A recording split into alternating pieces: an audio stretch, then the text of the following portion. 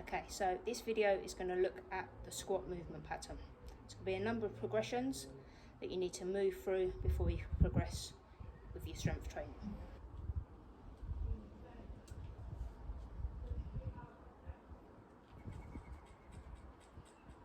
Here's your bodyweight squat. You either have your hands on your hips or out in front. What you're going to do, stand about hip width apart. When you bend down, your hips, your knees and your ankles are all going to bend. You want your knees to track over your toes, alright, so you don't want your knees to come in, you want them to track outwards. And you want to go to a depth where you've got a nice straight back.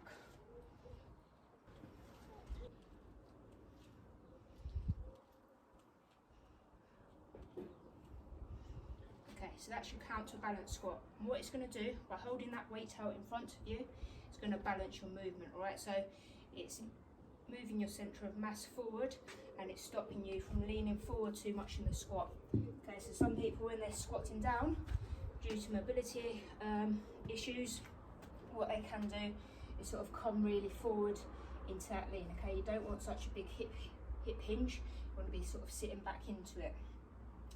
Another way to get rid of that is to, you can stand on a plate if you've got one, or just raise your heels off the floor slightly by sort of an inch. Okay, and that will help with your movement pattern, just by elevating those heels off the floor. Okay, so your next progression is a goblet squat.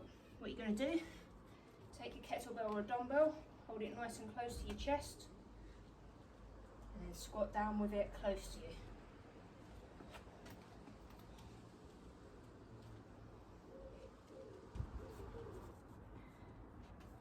Okay, so your next progression is going to be with a barbell. Okay, so the first one is your front squat. Okay, what you want from the front squat is for the bar to be resting on your clavicle, okay, and your elbows pointing out. So you need quite good wrist flexibility for this one. It's exactly the same movement pattern.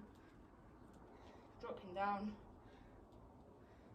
keeping a nice flat back.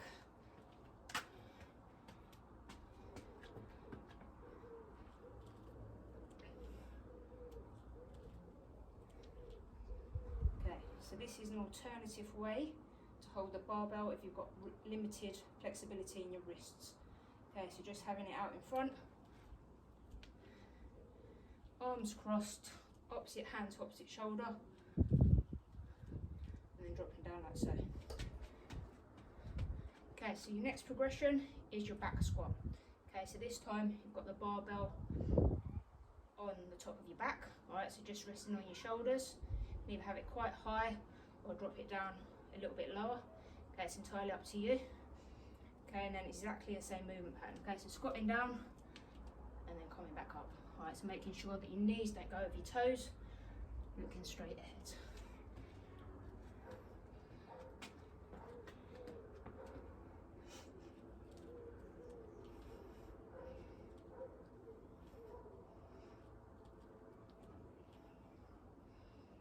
Okay, and like the other exercises, just go as low as you can before your back starts to cave in or it starts to round off. Okay, so your final progression is an overhead squat. What you want to take is the barbell overhead. If you've got some weight on there, you'd have to take it out of a rack.